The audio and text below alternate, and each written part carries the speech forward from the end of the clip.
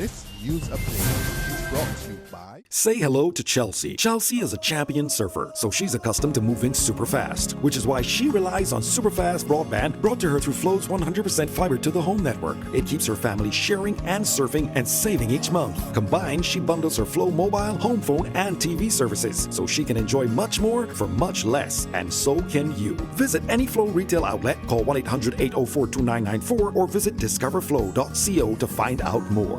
One-of-a-kind connection. This is how we flow. This is the Barbados Today Evening Update for Wednesday, June 1. So glad you can join us. I am Fernella Wedderburn. Topping the news, enough is enough. She must go! She must go! She must go! A group of disgruntled parents is calling for the principal of the St. Matthew's Primary School to step down. The parents, who briefly staged a demonstration this morning along Friendly Hall, St. Michael, a stone's throw away from the school, are taking issue with the principal's conduct. They claim she has been ridiculing students and parents.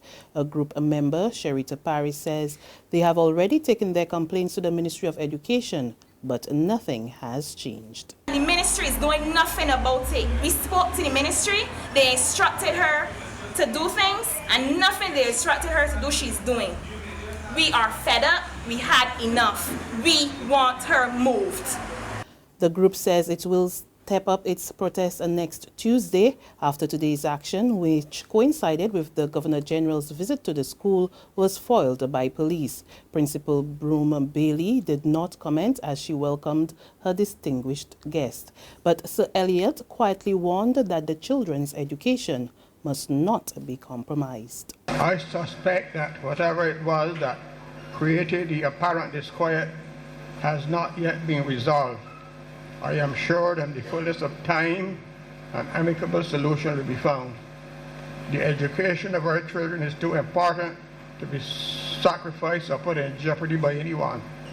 I humbly suggest to the parents and the teachers to think long and hard before ever embarking on any course of action which would negatively impact upon the progress of innocent children who are striving valiantly to improve themselves in order to secure that for which our forefathers fought. It's day one of this year's hurricane season, and there's an early warning to be prepared. The acting deputy director of the Department of Emergency Management, Robert Yearwood, says his number one concern is complacency.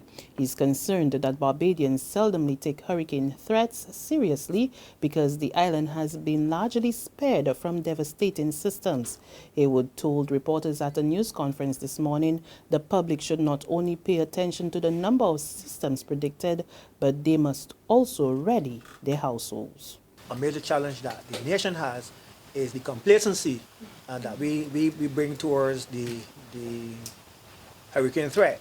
And I suppose it's given because we've not been impacted severely for some time.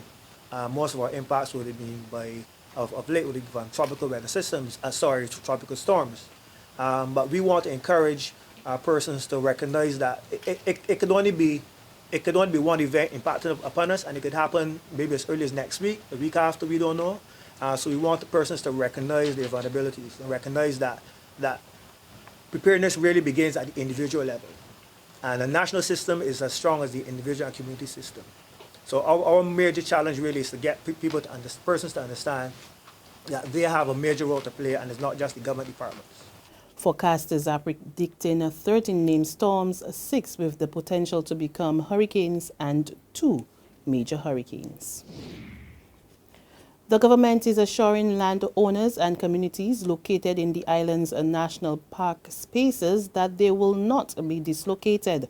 The promise came this morning from Prime Minister and Minister responsible for town planning, Frondell Stewart, while launching the Barbados system of parks and open spaces at the National Heritage Department in Sturgis, St. Thomas.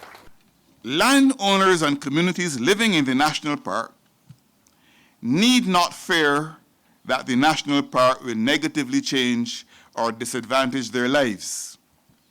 The national park will be a special space and place where landowners and residents can continue their livelihoods, and an area where landowners and residents can seek to create or continue to create wealth through activities like bed and breakfast accommodation, interpretive tours of the attractions, hiking, farming, livestock rearing, cottage industries, and general enjoyment in other wholesome ways of the recreation spaces found in abundance in the national park.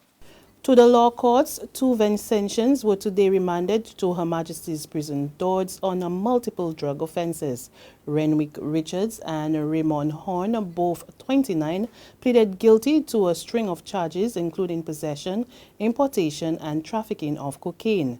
Richards and Horn, who arrived in the island yesterday, were separately searched by custom officials. Both men had half a kilo of cocaine wrapped in a newspaper in their luggage.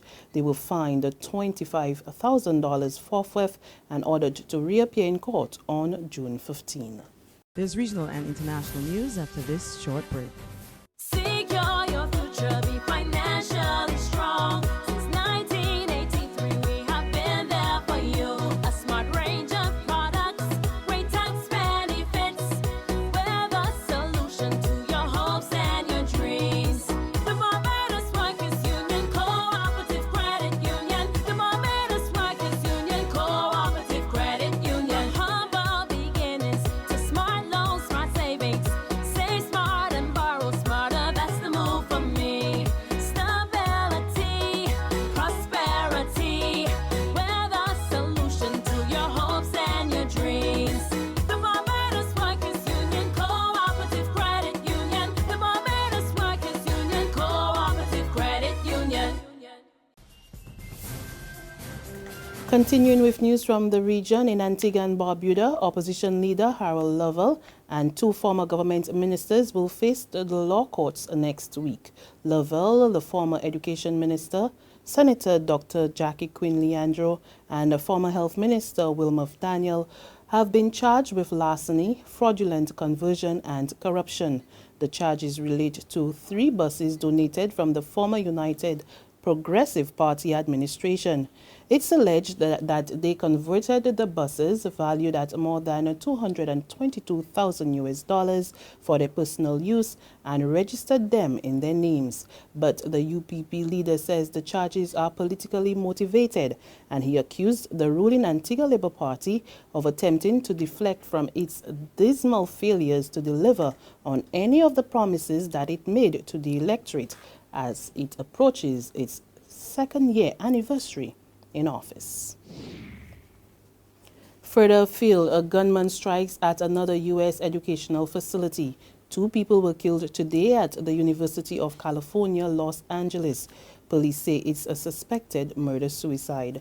More in this BBC report. The police are swarming around this building now. There's been a major response to this. There is a report of an active shooter at the scene, and the authorities have responded very, very quickly indeed. The campus is in lockdown. People have been told to get to safety, to get into a room, get to a safe place, to lock the door, do the usual things that people are told to do in situations like this. But at the moment we have relatively little concrete information on whether there is one shooter, more than one shooter. This is a huge campus. There are 43,000 students studying there at the moment. It's a major international campus. A lot of overseas students come to Los Angeles to study at UCLA. We're told that this is happening close to the engineering building, but there are many different disciplines. There's a very large medical school at UCLA, so it is a very densely populated area. And that's news, but for the very latest, visit our website at www.barbadostoday.bb. Also,